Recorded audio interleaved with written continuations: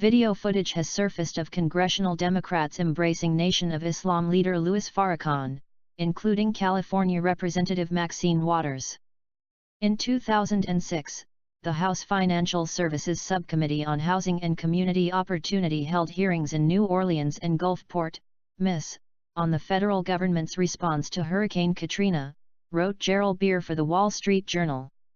After the New Orleans hearing, at least 4 CBC members headed to St. Augustine Church to meet Mr. Farrakhan, who had attended part of the hearing. Farrakhan is well known for his anti-Semitic and racist remarks. "The powerful Jews are my enemy," declared Farrakhan, who once openly praised Adolf Hitler. "Jews were responsible for all of this filth and degenerate behavior," the black supremacist figure stated in a Savior's Day address in February, according to the Washington Examiner. "White folks are going down. And Satan is going down," he continued. And Farrakhan, by God's grace, has pulled a cover off of that satanic Jew, and I'm here to say your time is up, your world is through. Along with Waters, Congressional Black Caucus members including Representatives Barbara Lee of California, Al Green of Texas and William Jefferson of Louisiana met with Farrakhan at a New Orleans church. "Tell me how I can be of service," Farrakhan told the representatives. Waters responded, "I think we need to get together and talk about how we're going to put New Orleans on the national agenda."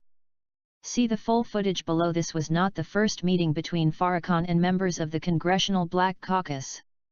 In 2005, then Illinois Senator Barack Obama posed for a photo with Farrakhan during a CBC gathering.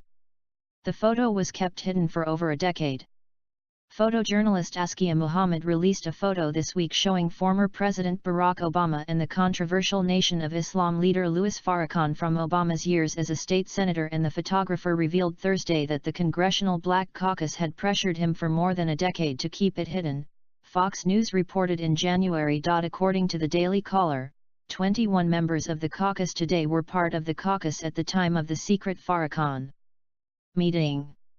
All 21 declined to denounce Farrakhan when asked by the Daily Caller. While 20 members declined to comment on Farrakhan, one CBC member, Illinois Representative Danny Davis, praised him. Davis reportedly told the DC that Farrakhan is an outstanding human being and said it wouldn't be anything out of the ordinary for him to meet with Farrakhan. "I personally know Farrakhan, I've been to his home, done meetings, participated in events with him," he continued. "I don't regard Louis Farrakhan as an aberration or anything, I regard him as an outstanding human being who commands a following of individuals who are learned and articulate and who plays a big role in the lives of thousands and thousands and thousands and thousands of people." Although Waters has not commented on her ties to Farrakhan or his racist remarks, she has called the president Donald Trump racist, and has repeatedly called for his impeachment. "He is a dangerous, invincible, divisive, and shameful racist," Waters said during a telephone talk in January. What do you think?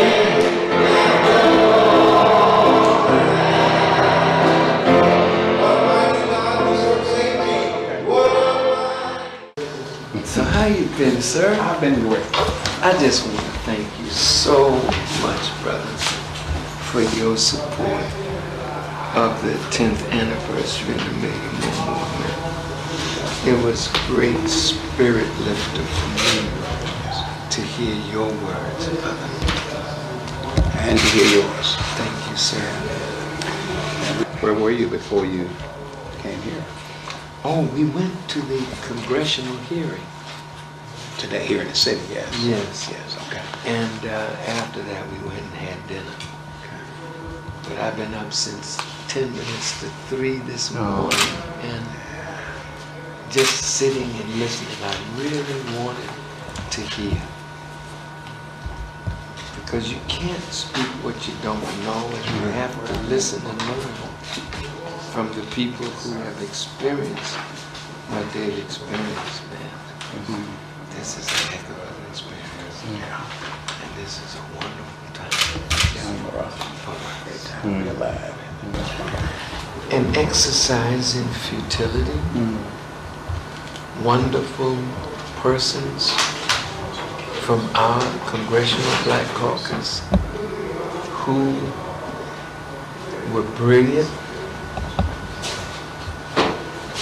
but not powerful enough to enact what is necessary to change the reality that their questions uncover.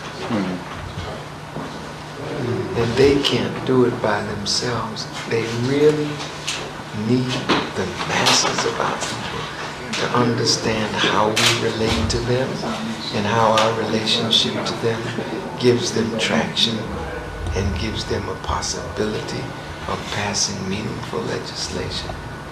But what came out was that FEMA is just terrible.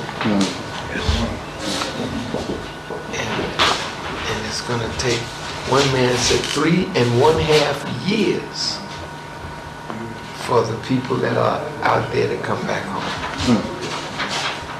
Mayor Nagin said he needed, was it 26,000? Yeah.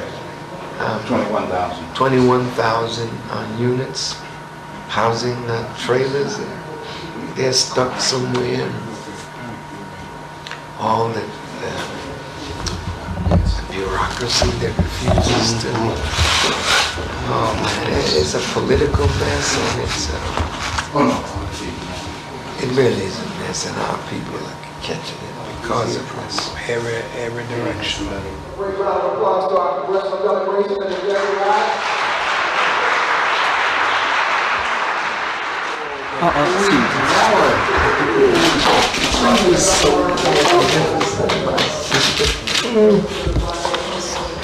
Thank you.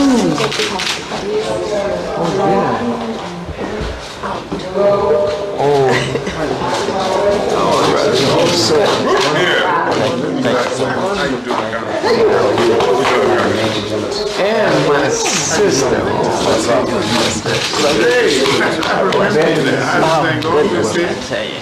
You all were so clear, so wonderful. We just need to back you. You got to tell me how I can be of service. You know, I've been thinking, and I think we need to get together and talk about how we're going to put New Orleans on the national agenda. Because we're gonna go back and do all of this stuff that we talked about. Sit down, but you got all the Congress people. I'm not going to sit. Why don't all the Congress people try to come close? Yeah. Come in kind of close, Congressman Green. I got a chance to hug you. Oh, goodness. I think it's Good seeing you. Yeah.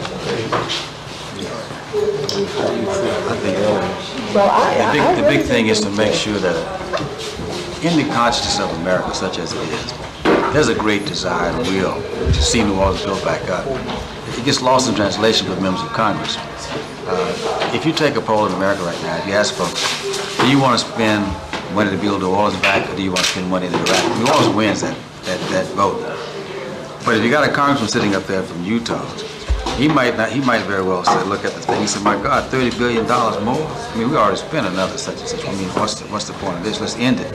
We ought to have enough sense not to deal with the waters that's going to come in and drown them anyhow. So I think if we keep this thing on the national scene, with field hearings, without people talking about it, we'll get this gap between the folks in America and the folks who represent them. We can close that over time. But it's a hard battle for us because they want to forget about it right now. I love what you said about the span of attention. We have agreed that the victims of Katrina have to be the cornerstone of the Millions More movement. Because if we can't do anything substantive to help the people here, we're of no value wherever we are. And so we feel that this is where the battle line has to be drawn, because what you said, and I just was so proud to be I was your restrained.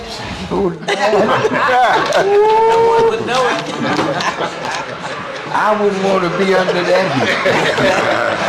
But, you know, to me, what I heard from you was an appeal,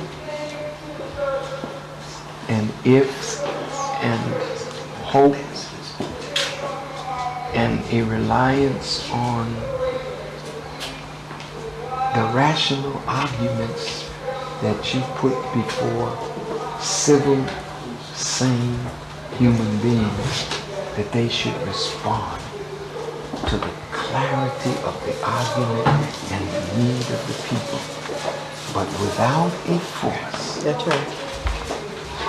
That creates the political will.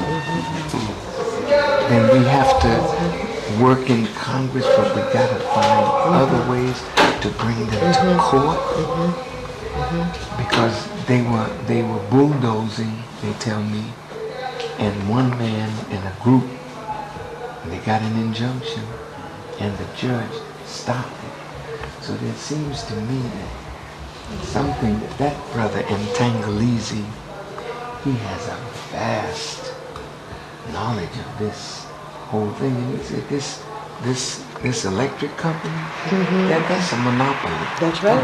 That's right. We were just talking about We were just talking about that coming over here. And then, they're all tied in, and he's holding the city hostage. That's right. So I don't know what we're It's a gonna major reason why it's not stood back up. Utility company wouldn't pay the price of opening up, putting lights on all over town, which it could have done by now, a long time ago. Without that, people can't come back. You can't work in the dark. You can't. It's too frightful. So the fact that there are trailers but not here, That's right. they don't want the people here. They want to disperse them. So that You this, heard the number in Mississippi, 30,000. 30,000. Did you hear that? They waited for 5,000. Here we got 2,000 waiting for 36,000. Figure that out. That's unbelievable. so I just need, my dear sister, for you to tell us how we can be supportive of whatever you are doing in Congress or whatever you want us to do, because we want to make this the battleground. As we wrapped up this evening, And I wanted to apologize Yes. because the second panel was so important yes, to hear, so I had my minister to stay and give me notes. they did a great job. Okay. They did. Great job. Great job. Well, we thank you for being there, really.